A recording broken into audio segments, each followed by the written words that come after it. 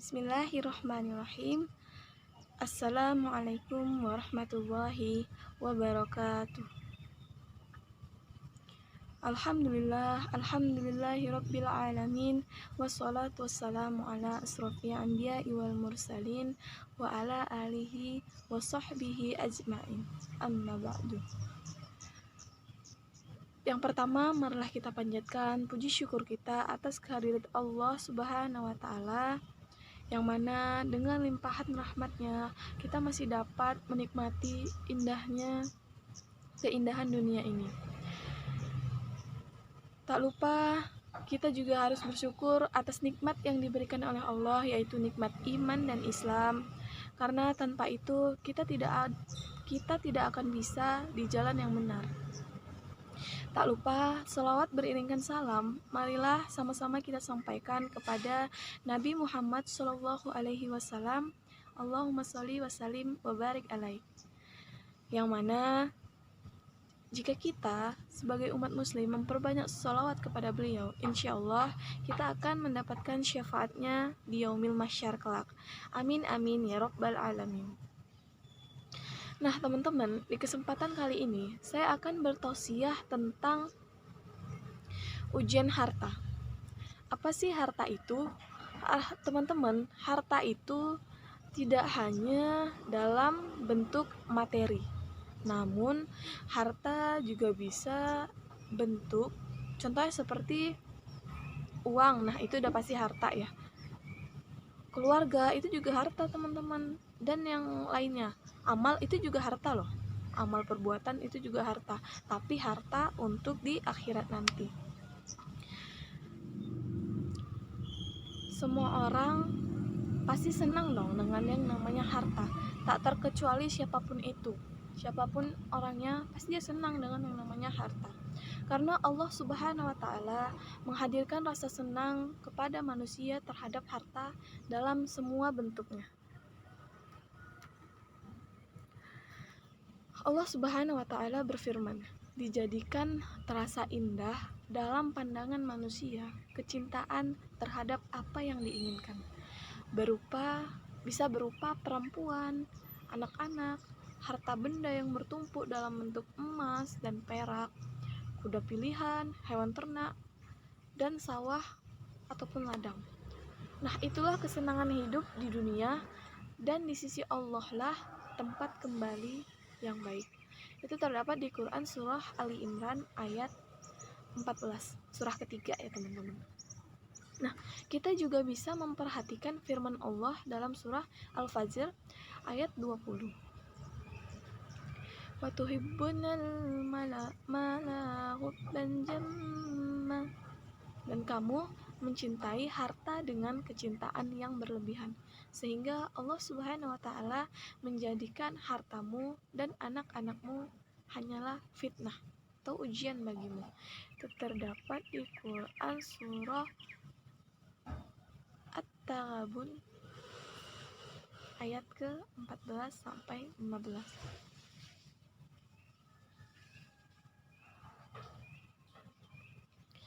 Nah, ujian harta ini akan datang dari berbagai sisi.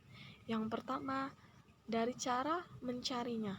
Allah Subhanahu wa taala telah mensyariatkan berbagai cara dalam mendapatkan harta, yang semuanya dibangun di atas keadilan dan jauh dari perbuatan yang zolim, jahat, atau menyakiti orang lain. Menyakiti orang lain contohnya seperti apa? Merampok.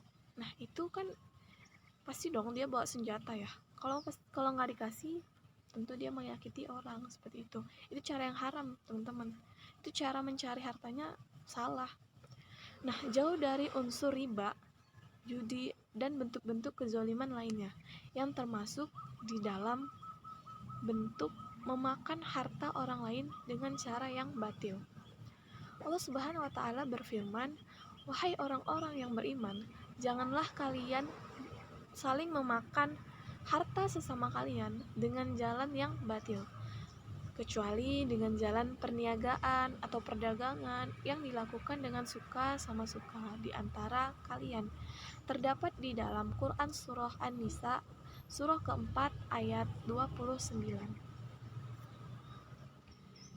Adapun ujian harta yang kedua itu datang dari sisi perhatian dan keinginan seseorang terhadapnya. Sehingga sebagian orang ada yang keinginannya terhadap harta membuat dirinya berambisi terhadapnya. Hal ini membuat kesibukannya hanyalah untuk mencari dunia, untuk mencari kesenangan dunia, untuk mencari materi yang bisa membahagiakan dia di dunia. Nah, dari saat memulai aktivitasnya, setelah bangun tidur sampai dia kembali ke rumahnya untuk beristirahat, yang dipikirkannya hanyalah dunia. Saat duduk, berdiri, maupun berjalan, yang di hatinya hanyalah mencari dunia. Bahkan saat tidurnya pun yang dia mimpikan adalah mencari dunia. Lebih dari itu, saat sholat pun pikirannya dipenuhi dengan urusan dunia. Seakan-akan dirinya ini diciptakan untuk sekedar mencari dunia. Padahal, dengan perhatian dan keinginan yang berlebihan hingga melalaikan akhirat, seperti itu, seseorang tidak akan mendapatkan rezeki kecuali yang telah Allah Subhanahu wa Ta'ala tetapkan untuk dirinya. Nah, jadi kita itu boleh mencari harta, cuman jangan terlalu berambisi banget gitu. Kita juga harus mengingat, kita juga harus mencari amal, kita juga harus mencari harta untuk kehidupan kita di akhirat nanti. Kalau rezeki itu mah udah diatur sama Allah Subhanahu wa Ta'ala, udah ditetapkan masing-masing. Nah, ujian harta yang ketiga muncul dari sisi penggunaannya. Dari sisi ini, kita dapatkan sebagian orang yang berharta memiliki sifat pelit, kikir, dan bakhil, sehingga tidak mau mengeluarkan zakatnya, tidak mau menjalankan kewajibannya untuk berinfak kepada kerabatnya yang wajib untuk dibantu, dan sebagainya. Sedangkan sebagian yang lainnya atau pada sisi lainnya justru mengeluarkan hartanya tanpa ada perhitungan serta dihambur-hamburkan untuk yang sia-sia. Contohnya seperti apa? Kalau orang kaya yang tidak mau zakat, dia menghambur-hamburkannya dengan apa? Dengan mentraktir temennya di kafe, di apapun itulah.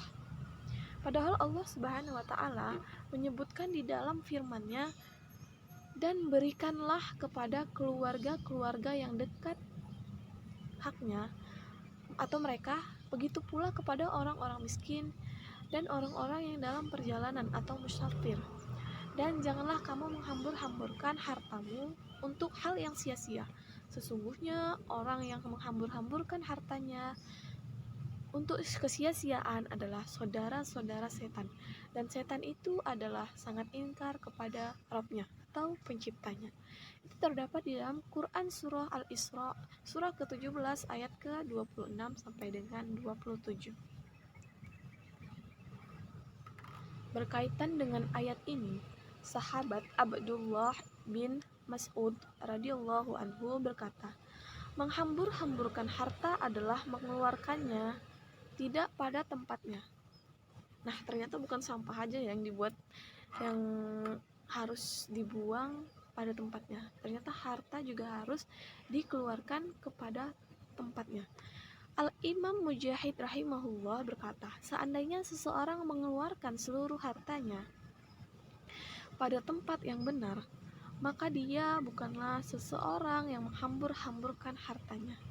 Namun seandainya seorang itu mengeluarkan satu mud atau cakupan tangan dari hartanya untuk sesuatu yang tidak pada tempatnya atau tidak berguna, maka dia telah menghambur-hamburkan hartanya dengan sia-sia. Nah, oleh karena itu, siapapun di antara kita harus berhati-hati dan senantiasa takut terkena terhadap ujian harta ini. Nah, teman-teman,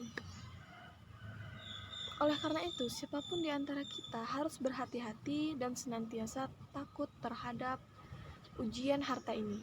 Betapa banyak orang-orang yang lebih berilmu dari kita telah jatuh pada penyimpangan-penyimpangan ini karena ujian ini. Contohnya apa? Para pejabat, para koruptor, mereka korupsi, mereka mengambil hak orang lain. Itu salah dalam mencari harta, teman-teman. Kita semua harus senantiasa memohon pertolongan kepada Allah Subhanahu wa Ta'ala agar bisa berupaya untuk senantiasa menggunakan harta di jalannya. Wallahu a'lam. Nah, mungkin itu saja tadi ujian harta. Apa saja tadi? Yang pertama adalah akan datang dari berbagai sisinya.